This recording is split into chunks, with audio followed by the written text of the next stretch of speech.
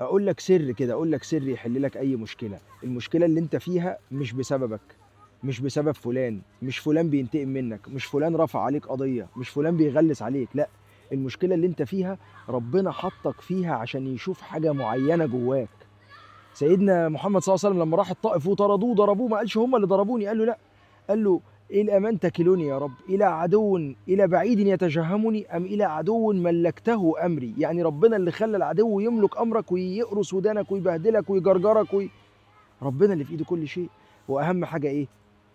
قال له بعدها رب سيدنا محمد قال ايه: اللهم اني اشكو اليك ضعف قوتي وقله حيلتي وهواني على الناس، يا ارحم الراحمين، انت رب المستضعفين وانت ربي، الى من تكلني؟ الى بعيد يتجهمني ام الى عدو ملكته امري؟ اهم حاجه ما تكونش غضبان عليا يا رب، ان لم يكن بك غضب علي فلا ابالي، غير ان عافيتك هي اوسع لي. اهم حاجه عافيتك. اعوذ بنور وجهك الذي اشرقت له الظلمات وصلح عليه امر الدنيا والاخره من ان يحل علي غضبك او ينزل بي سخطك، لان ممكن تكون المشكله دي سببها غضب من ربنا. لك العتبى حتى ترضى ولا حول ولا قوة إلا بك. فالقصة مش قصة أنت عملت إيه وفلان عمل فيا إيه وفلان ردها لي، كله من عند ربنا. صلح ما بينك وبين ربنا هيصلح ما بينك وبين العباد. اقضي ما بينك وبين الله يقضي الله ما بينك وبين العباد، وما تشاءون في الأرض إلا أن يشاء الله رب العالمين في السماء. فكل الأمور ما تخلصش من تحت إلا لما تخلص الأول من فوق. اتصالح على ربنا فوق، واعبد ربنا واستغفر ربنا وادعي ربنا وكون مع ربنا. شوف الفراشة دي، رزقها مكتوب على ربنا. لو انا اذيتها، لو انت اذيتني، لو انا اذيت فلان، لو انت اذيت فلان، الله اللي بيسير كل الكون ويعلم ما يجري في الكون. فتصالح معاه يخلي العباد كلهم تحت امرك. وخليك حلو معاه، ولو جه حد عليك ربنا اللي يقف له. ربنا في الحديث القدسي بيقول: من عادى لي وليا، لو واحد ولي لله وواحد بقى وقف قدامه، فقد آذنته بالحرب. ربنا اللي يحاربه، بس انت تكون ولي لربنا. ألا إن أولياء الله لا خوف عليهم ولا هم يحزنون. هم مين طيب؟ الذين آمنوا وكانوا يتقون. آمن بربنا وآمن بوجود ربنا وبقدرة ربنا، واتقي ربنا وخاف من ربنا وما تعملش المعاصي اللي تزعل ربنا. في الآخر خد الآية اللي بعدها: لهم البشرى في الحياة الدنيا وفي الآخرة لا تبديل لكلمات الله. فربنا اللي في إيده كل شيء.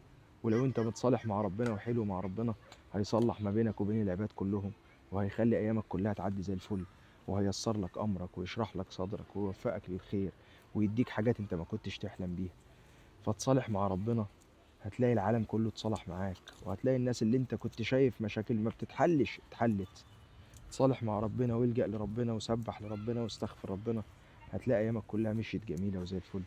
عشان ربك هو اللي في ايده كل شيء، وهو اللي بيتحكم في كل شيء، وهو القادر على كل شيء، وهو اللي هيخلص لك اي مشكلة من لا شيء. قول له: يا رب اللهم اني فوضت امري اليك والجأت ظهري اليك ووجهت وجهي اليك رغبة ورهبة إليك، لا ملجأ ولا منجى منك إلا إليك. آمنت بكتابك الذي أنزلت وبنبيك الذي أرسلت. في القرآن ربنا قال: فآمنت طائفة من بني إسرائيل وكفرت طائفة. فبقى في ناس مؤمنين وناس كافرين، فربنا أيد المؤمنين لمجرد إيمانهم من غير ما يعملوا حاجة، فأيدنا الذين آمنوا على عدوهم فأصبحوا ظاهرين. فبإيمانك ربنا اللي ينصرك. عشان كده ربنا في القرآن بيقول في آية تانية إيه: إن تنصروا الله ينصركم، شوف، ويثبت أقدامكم. وفي آية تانية: وإن يخذلكم فمن ذا الذي ينصركم من بعده. وفي آية تانية: وما النصر إلا من عند الله. حتى في غزوة حنين لما كانوا هينتصروا وقالوا بقى احنا هننتصر عشان احنا أقوياء، وقالوا لن نغلب اليوم من قلة، يعني عمرنا ما هنتغلب النهاردة عشان احنا قليلين، ده احنا كتير. فربنا قال في القرآن ايه: ويوم حنين إذ أعجبتكم كثرتكم فلم تغني عنكم من الله شيئا وضاقت عليكم الأرض بما رحبت، وهربوا كمان ثم وليتم مدبرين، ثم أنزل الله سكينته على رسوله وعلى المؤمنين وأيدكم بجنود لم تروها. فلما أنت تنصر ربنا وتعرف ان الاسباب اللي في ايدك دي مش هتعمل لك شيء، ربنا ينصرك. لما تتكل بقى على فلان او على فلوسي او على صحتي او على قدرتي او على سلطتي او على المحامي اللي معايا او على العزوه اللي حواليا، من اعتمد على ماله قل، ومن اعتمد على عقله ضل، ومن اعتمد على الله، ومن اعتمد على جاهي وسلطاني ذل. لكن اللي يعتمد على ربنا لا قل ولا ضل ولا ذل. كانت دايما عمتي تقول لي النصيحه دي. فخليك مع ربنا، هتلاقي ايامك كلها مشيت زي الفل. دي نصيحه مني، عشان انا وقعت في مشاكل كتير وما طلعنيش منها الا ربنا سبحانه وتعالى بيقيني عليه، لان هو اللي في ايده كل شيء. وغيره مفيش في ايده شيء، غيره عبيد، كلهم ربنا اللي بيحركهم، كلهم ربنا اللي بيخليهم يتنفسوا، كلهم ربنا اللي بيديهم القدرة يتكلموا.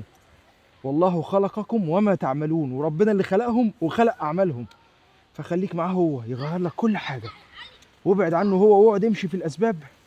واختم بالحديث القدسي اللي ربنا بيقول فيه فيما معناه إني لو اديت لعبدي ابتلاء ووجدت في قلبه إنه متكل علي بيقين يسرت له كل شيء. لو لقيته متكل على حد غيري خليته بقى يتكل على غيره ده، والاسباب كلها تبقى واهيه من فوقه، وخليت الارض تبقى واهيه من تحته، ولا ابالي في اي واد هلك. فخليك مع ربنا هتلاقي كل امورك خير.